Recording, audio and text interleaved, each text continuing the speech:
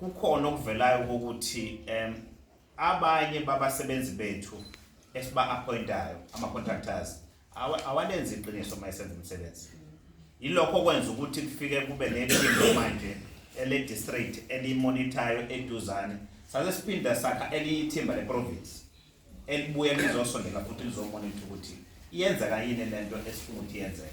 So njengoba iqhubeka ke le process siyafunda in the process ukuthi see how do we tighten our schools, because we want to make sure ukuthi show the work asifuni yes retention asibakhokheli kodwa futhi in no time ngiyazi ukuthi abantu bakithi bazophinda bakhala khona sesibaqalile siyababhekisa because basenzele isho the work in some of the work that we're giving to them.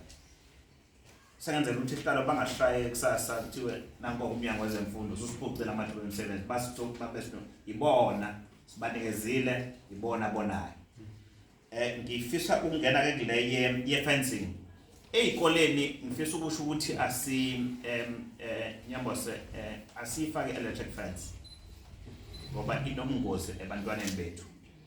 Sisebenzisa i-clear view yehlukene khona e-mesh wire khona lenenye ke esiyesifake ezikoleni zethu kangangokuthi eziningi izikole zizofenzwa ngokweprogram ekhona ese-head office ngoba senza show ukuthi sizama ukuthi sikhaphe leso space. So bengifuna ukuthi siclearishe ukuthi lesi sikole sihlonze njengesikole okuzofanele singene ohlelweni lokuthi ifence. Ngiyasaba kodwa ukusho hlala ukuthi